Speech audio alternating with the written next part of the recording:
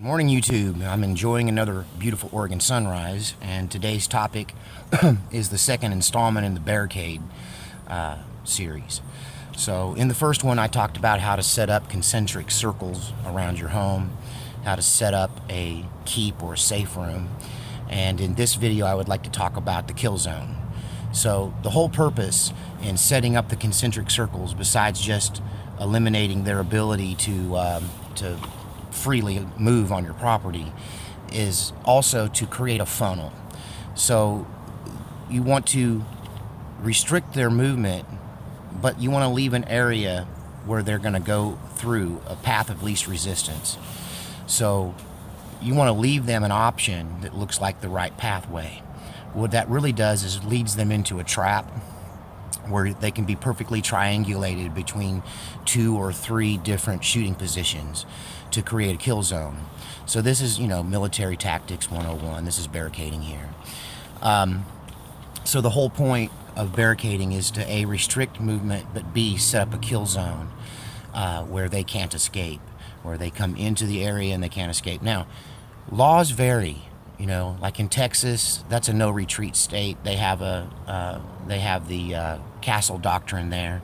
So, if you set up a kill zone in your front yard and shoot a bunch of people, you might end up in trouble in states like Oregon that kind of require you to retreat to your safe room.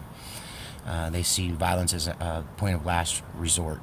However, if you're encountering a mass attack on your home, and we're talking dozen people or more, you definitely want to set up a kill zone, and it's better to be tried by 12 than carried by 6. So I'm not telling you to break the law, I'm just telling you to do whatever you have to do to protect yourself.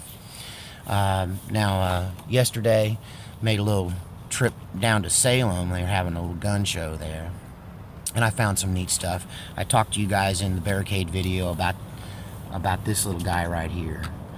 This is a perimeter alert device. So essentially, this is a gun without a barrel. This is legal in all 50 states because it doesn't have a barrel and it can't actually shoot anything. It's not illegal. This is a 12 gauge blank that comes with it. So essentially, you set the firing pin. You'll notice here, I don't know if you can see in there, but there's a little ring and a little pin, a little cotter pin, and that holds the unit holds the firing pin in place. You hook your tripwire to that. When that pulls, it releases the firing pin and it shoots the blank. Now, one of the reasons I chose this over other models that do primers instead of an actual shell is that when this is gone, you can replace this with a 12 gauge shell. Now, depending on your location, that might cause some liability issues, but the bottom line is a shotgun shell blown up in this fashion. I saw the videos of it. The guy put a foam head right in front of this thing and pulled the trigger, and it didn't even scar up the foam at all.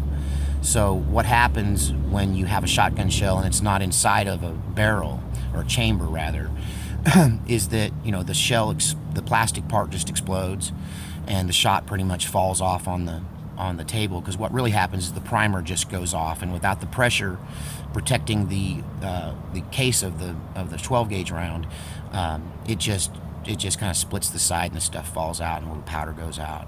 So the reason I chose this for a shit hits the fan long-term survival situation is because you can use a standard birdshot round with it, and it's not really dangerous and it's just as loud. So I recommend you get some of these just in case you need to set up a perimeter around your house. Like I said, these are legal in all 50 states. It's not a firearm because it has no chamber. So it's just a triggering signaling device. So that's pretty much it for now. One other thing on your setting up your concentric circles and your perimeter around your home. Falling trees is another way to do it. Of course, you wouldn't want to do that unless it was really bad, because trees are beautiful and they take many, many years to grow. But they make a great barrier. Telephone poles as well. I mean, if the EMP hits and the power's out, drop a phone pole across the road, sure. But really, anything you can do to impede their progress so they can't just run straight up, bust your front door down and come in your house, or encircle you and bust your windows out. Another thing is what you see behind me. If you look behind me, those are my beautiful blackberries, which kind of turned on me yesterday when I kind of fell into the patch while I was picking there a little bit.